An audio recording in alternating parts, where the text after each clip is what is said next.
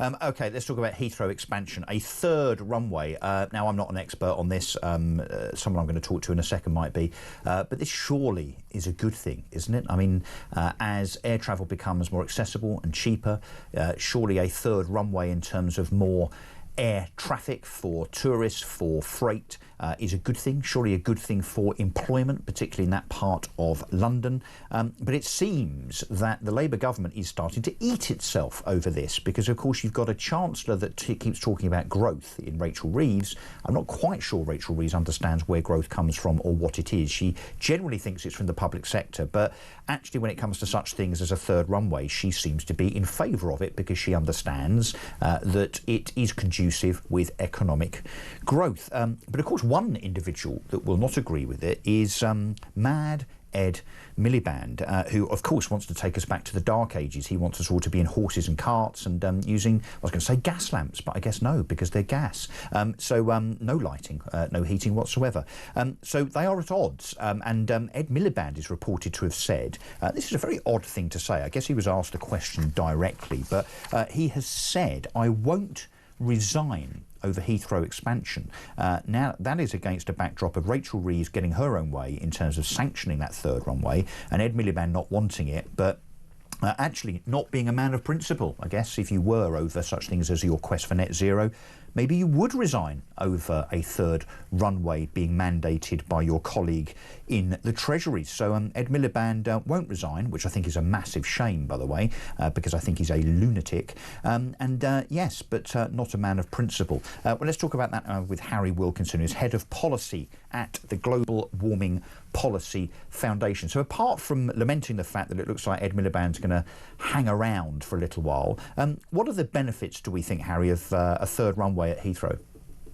Well, Heathrow has been calling for a third runway for years and years. It's crazy that it hasn't happened.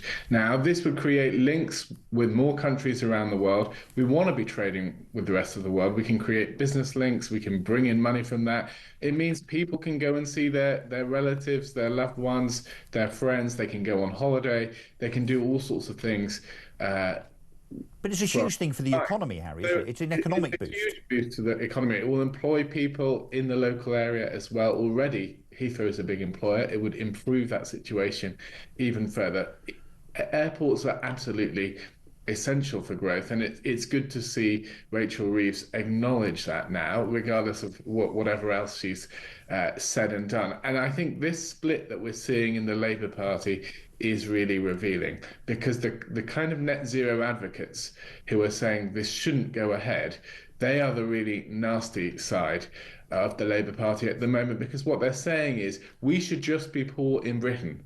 They're not interested in delivering something at a global level. Climate change is a global issue. If you want to change it, you have to have policies that people want to copy around the world. Who wants to copy this miserablest approach of us just being poor, not having airports, not being able to heat our homes affordably, having the most expensive energy in the world? No one is going to want to copy that. It's only going to make us poor. If we want other people to copy what we're doing, let's have cheap flights, let's have cheap energy, let's actually pioneer new technologies that can get emissions down and the cost of energy down. That's how you would create a global impact. But these people don't want a global impact. They think everything is about state planning. Now, there was a really interesting thing that happened this week. You had Chris Stark, and he's the civil servant that Ed Miliband put in charge of delivering net zero. He was talking about AI data centers, and he was saying that, they could be built, but only in the places where it was appropriate for the grid. And that reveals everything about their idea of the economy. They think that businesses and ordinary people should modify their lives to meet their political objectives. And actually, it should be the other way around. They should be serving us. Yeah. Well, so Rachel Reeves and Ed Miliband are going to continue to be at odds because the two things, as in growth, which obviously involves building things, making things, and providing infrastructure, and the quest for net zero. Do you think the penny is now dropping in that cabinet room that those two things, those two rather important things, particularly given the cost of this quest for net zero, £22 billion of taxpayers' money being put towards carbon capture, which even the likes of Dale Vince, he says, well, actually, it doesn't work. So are we now witnessing, apart from the delicious feast that is the Labour government eating themselves, the reality in that cabinet room that those two things are completely incompatible.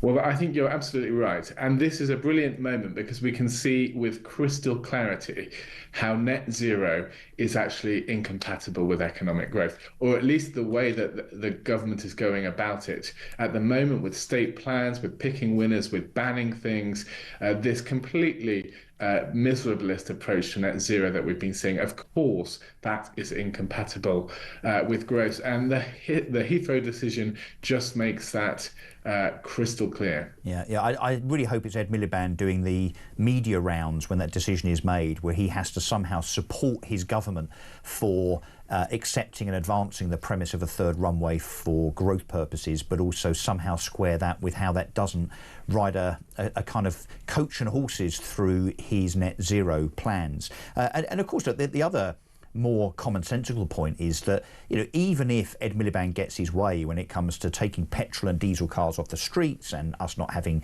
central heating boilers anymore, and so on, and maybe having no runways in airports, no airplane travel at all, given our contribution to global carbon emissions is 1%, India is about 25%, United States is about 25%, China's is 25% or thereabouts and growing. Even if we were to reduce our 1% to zero, it would make precisely no difference whatsoever to the so-called problem of carbon emissions from a planetary point of view. You're completely right. We're less than 1% of global emissions now, and nobody is copying us when we have the most expensive energy prices in the world. So this is a minimum impact policy when it comes to climate change, almost imperceptible impact. And yet it is a real impact for people here in Britain. And honestly, do we really think that video, sorry, I've just got that in my head now, I'm afraid, Harry, that video of Ed Miliband with a windmill behind him, which was probably turned off because of the wind strength, frankly, with a ukulele playing. Do we really think that that sends a message to the leaders of states across the planet that they should follow our lead? I think not. Harry, we've got to leave it there because I've got about 500 calls to squeeze in before we get to 1 o'clock. But look, thank you very much indeed. That's Harry Wilkinson, who's head of policy at the Global Warming Policy Foundation, stroke the Ministry of Common Sense, as is this place, actually.